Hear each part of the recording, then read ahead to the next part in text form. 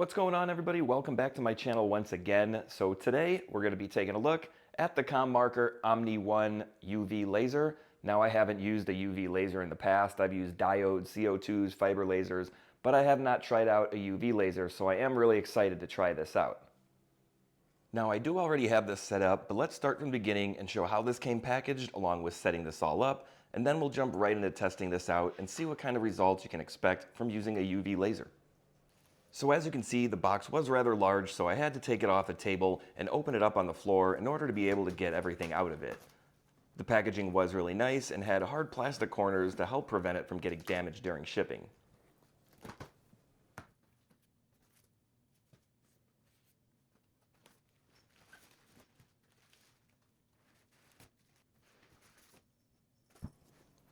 Once I got everything laid out onto the table, you can see everything that it comes with. Everything came in its own packaging, from the material pack and accessories to the foot pedal switch, the lifting table, ruler, and even the goggles. It even comes with an additional 70mm lens if you want to get an even smaller dot size compared to the 150mm lens that comes on the machine. It does come with a USB flash drive, which contains all the files, drivers, and software you're going to need, along with material test files which you can import right into Lightburn. It does come with a yellow paddle to help see the UV light a little bit better on certain material. Now, mine did come with a large crack in the middle of it, but that won't affect anything, so I wasn't really concerned about that at all. It also comes with a user manual and even a design manual which shows a bunch of different material and ideas to help you get started.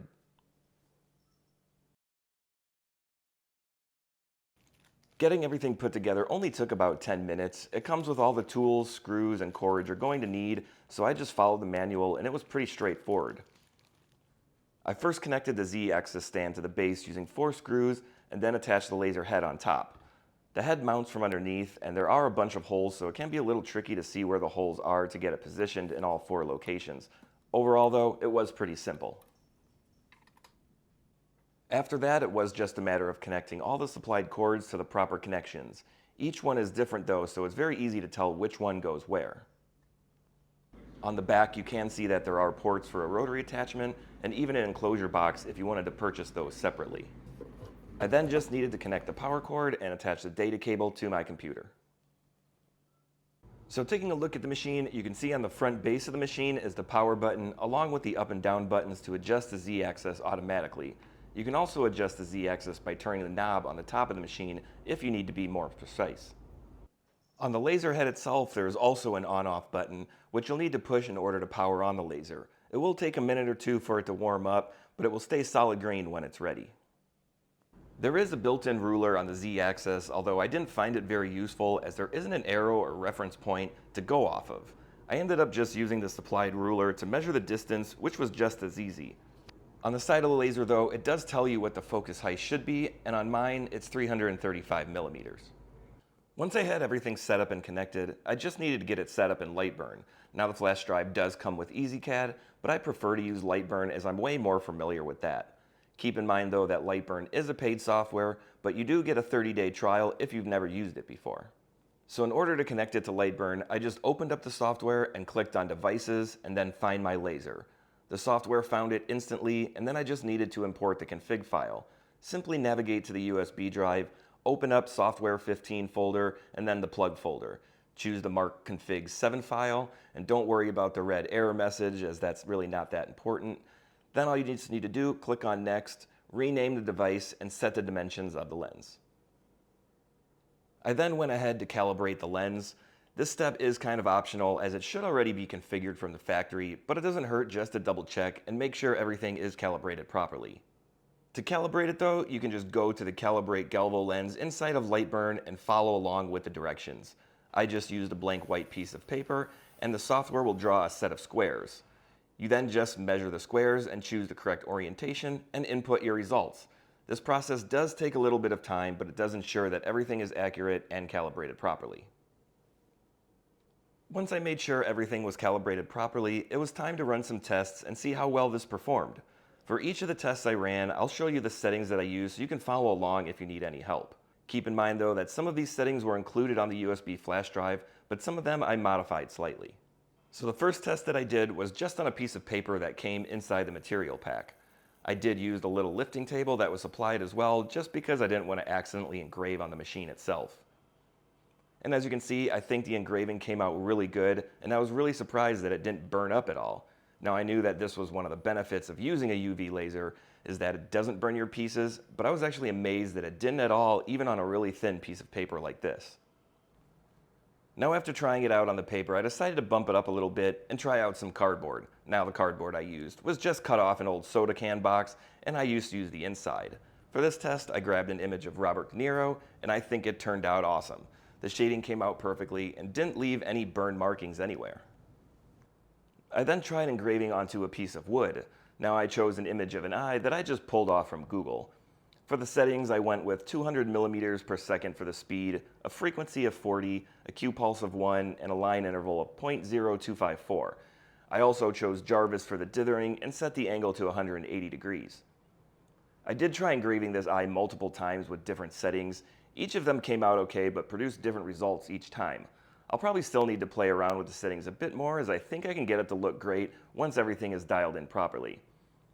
This whole process is trial and error though, so you'll always want to run tests before doing any job.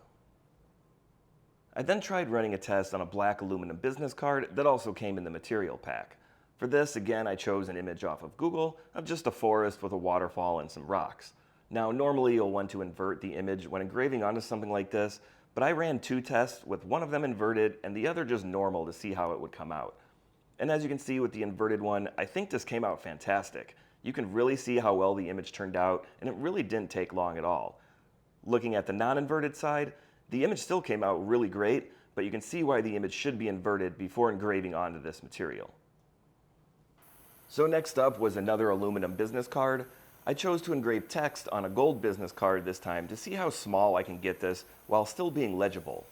I chose to engrave an entire spell onto this card that I chose from when I made my spell book a while back.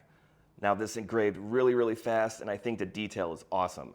As you can see, the letters are only 1 millimeter high, but they're clearly visible.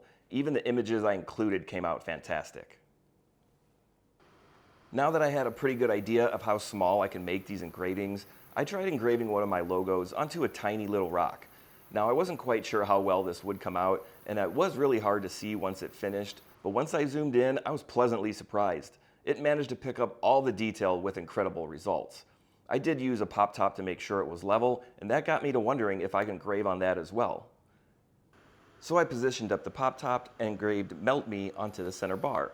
The whole process took less than a second, and again, it was really hard to read until I zoomed in and saw that it was engraved pretty much perfectly. I then went back to another rock that was much bigger this time, just to see what kind of results I would get with that. I chose to do my logo on this one, and this did take a little bit longer as I did do 9 passes over it. And as you can see though, that while this machine is only 5 watts of power, it is still incredibly powerful and engraved deeply into the rock with perfect results. So next up was to try engraving onto a piece of clear acrylic. This is just a plastic keychain photo case I had laying around, and the results just weren't the greatest. Now this is technically my fault, as the piece isn't completely flat, which is why the sides came out a little bit lighter than the center. This would probably work great though if the piece you're engraving is flat, so definitely make sure that before you run any pieces, make sure that it is level and flat against the surface. So then I grabbed a piece of black acrylic to try engrave onto that, and I made sure that this one was actually flat this time. For this test, I did choose a photo of Babe Ruth. The results of this engraving blew my mind, as the end result is absolutely amazing. There is no way I would get this good of detail with any of my other lasers. It was even able to cut through the 3 millimeter thick acrylic without melting or warping the piece. I did run it rather slow though, and used multiple passes, but it worked perfectly. I then tried running the same image onto a piece of mirrored stainless steel. Now while the results still came out great, it is rather hard to see from certain angles because of the reflection. But if you are looking to engrave on stainless steel, it's definitely possible and will produce some fantastic results. I did run a quick test grid on some steel to see the different effects of speed versus line interval. Now if I wanted to get more in depth, I would have to run a bunch of tests comparing frequency and Q pulse, as well as speed and the line interval. Now I have done this in the past with fiber lasers, and it does take a really long time and a lot of material, so I wasn't about to do that again. As you can see though, by changing certain variables, you can easily achieve different results and markings. So included in the material pack was also some felt to try out, so that's what I did next. I chose to use my logo again for this, but this time I wanted to cut it out. I did use 3 passes on this, but it left no burning at all and it cut it out perfectly. I did use some tweezers to help get the small pieces removed, and when laying it over a piece of red felt, I think the results turned out great. You can clearly see the design even in those small areas.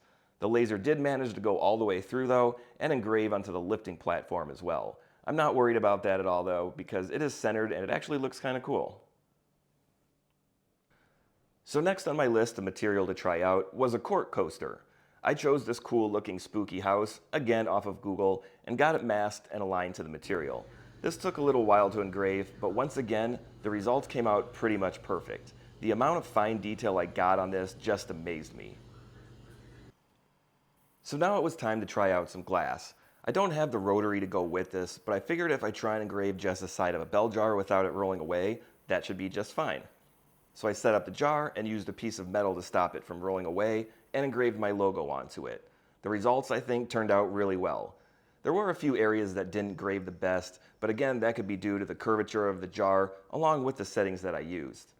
The parts that did engrave though turned out great, and it feels like a glass engraving should be. It didn't crack or anything like that. It looks and feels more like it's been sandblasted, which is what I really like. So there are just a few more tests and materials I wanted to try out, so up next was trying to engrave on some clothing. I grabbed an old cotton shirt that I had lying around first and tried engraving my logo onto the sleeve. The engraving came out bright and I think it worked great. There is no sign of burning through, and even stretching the fabric held up just fine, so I wasn't worried at all about the material falling apart. Now, depending on the settings you use, it is still possible to burn through the fabric, which is always again why you want to run tests before potentially ruining a job or good material. So since it works so well on a cotton shirt, I also tried engraving onto an old pair of jeans. I tried engraving on the back pocket along with on the front. I wanted to try maxing out the engraving area, so on the front I made the image 150 millimeters, which is basically as big as it will go. And once again, I think the results came out fantastic. Engraving on jeans gives it that sort of washed out look, which I think looks really cool. Now it can be a little tricky to get the material perfectly flat, as with the back pocket, there is stitching all around which raises it up a little bit and makes it uneven. Overall though, I'm completely happy with the results. The last thing that I wanted to try was to engrave onto some food. Now I did see that this works really well on a variety of things like chocolate and oranges and things like that, but I wanted to try on something a little bit different and see just how small I can make it. So the first thing I tried was to engrave on a small goldfish cracker. Now on a goldfish cracker, this does come out white, so it's a little hard to see, but when I zoom in and get close, you can see that this actually worked great. Now this is completely safe to eat as well after you engrave it, so you don't need to worry about that at all. Now that I saw that this worked on a cracker, I wanted to push this to the limit, so I swapped out the 150 millimeter lens with a 70 millimeter lens to try and engrave onto a spaghetti noodle. This was one of the smallest foods I can think of to engrave on, and it was a little tricky at first, especially since the letters are so tiny and the noodle is really thin. It did take a minute to get it all set up and aligned, but that was the hardest part. I hit go and the engraving happened super fast.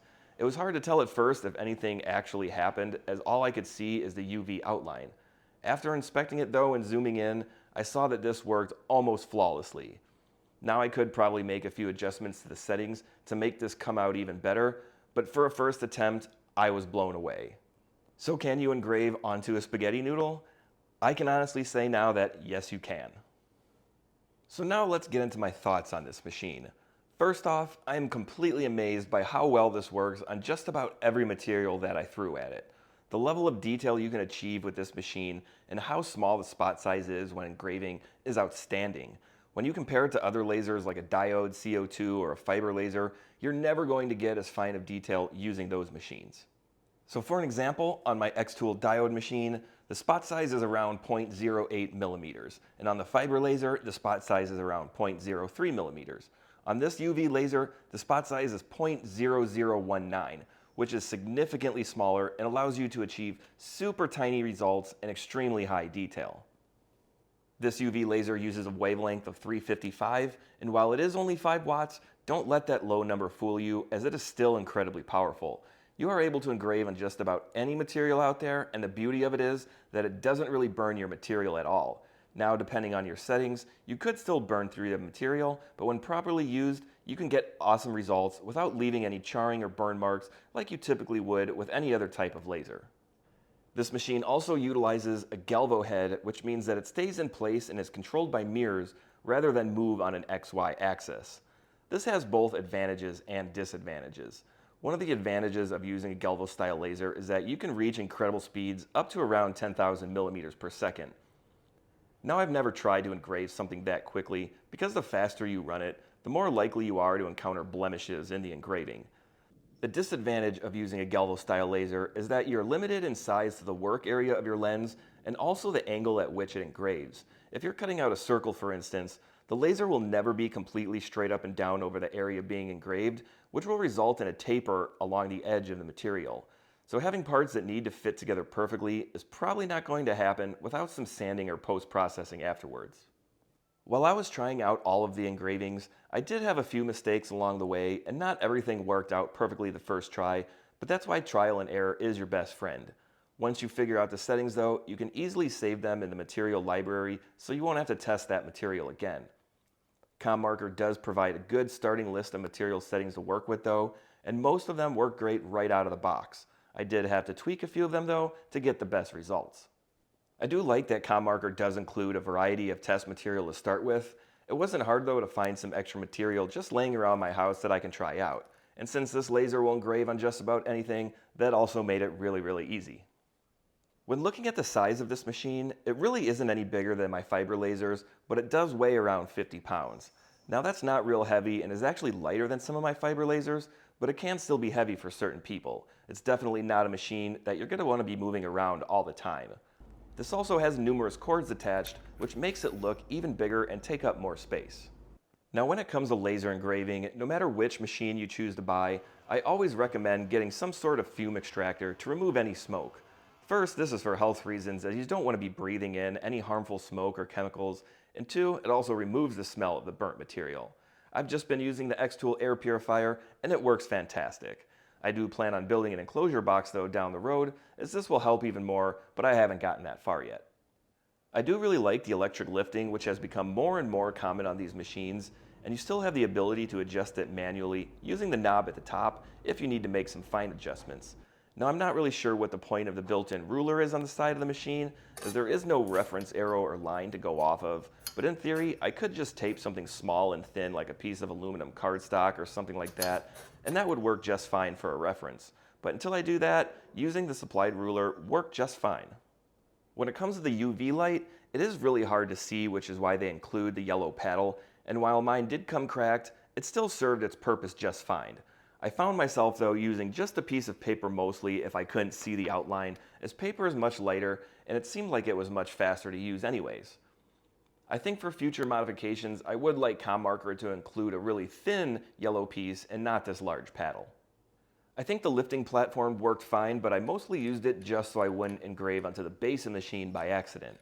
I think it would be just a little bit more beneficial if it was a little larger, but I think for most purposes, it probably doesn't need to be. As for the software, it does come with EasyCAD for free, but I prefer Lightburn as I'm way more familiar with that, and it's much easier to use along with having a lot more features that are constantly being updated. If you ask me, it's definitely worth spending the $60 or so on the license and own it for life. Now, it's not a lifetime license per se. If you do want future updates, you still will need to renew your license, but for the most part, once you buy the license, you are good forever. So there are a few changes on this machine that I would probably make, but those things are really minor. First, I would probably change how the cords are connected and visible. I think they could have easily hid the laser wire cord inside the machine and just have it pop out the side instead of having another big long cord that is visible and in the way. I think the base of the machine could be slightly smaller considering you only have a working area of around 150 millimeters or so, so having all this extra space just sort of takes up more space. Now, I haven't opened up the machine to see the guts inside, so I can't really say what's all involved, but it doesn't seem like it needs to be this large. The only other thing, and I've mentioned this earlier, is the ruler on the side, which doesn't really serve any purpose at all. An included arrow is all it would really take to make it actually functional and probably save quite a bit of time as well when setting up the material. I would probably rather just see an autofocus system included, which would eliminate the need for the rulers completely. So overall, what do I think of this machine? I think this machine is definitely a game changer and a solid purchase for anyone looking to get into laser graving or just expand their business that much more. If you're wondering whether or not this machine is capable of engraving something, the answer is most likely that it can. From plastics to paper to wood to metal, this is one laser that can do it all, and on top of that, it doesn't leave any charred burn that you normally get when engraving with other machines. I think it's priced relatively fair at around $4,000 at the time of recording this video, which is cheaper than some of the other fiber lasers that I reviewed and is able to engrave even more material. Now, I wouldn't recommend using this for any deep engraving on metal, but Commarker does offer machines like the 60-watt MOPA B6 fiber laser that is perfectly capable of handling things like that. Being able to engrave onto a spaghetti noodle with that amount of detail blew my mind. There's no way I'd ever be able to do that with any other laser that I own. Now, don't get me wrong, I'm not in the business of engraving spaghetti noodles all day, but if I was, this would be the machine that I would choose. I will put links down in the description on where you can purchase this machine, so be sure to check that out. If you have any questions or comments, feel free to leave them below as well, and I'll try to get back to you as quickly as I can. But that's going to be it with this video, everybody. I hope you all enjoyed it and found it useful, and if you did, make sure to give it a thumbs up, hit that subscribe button down below, ring the bell, and get notified of all the new videos that come out. And as always, thanks for watching, and I will see you in the next one.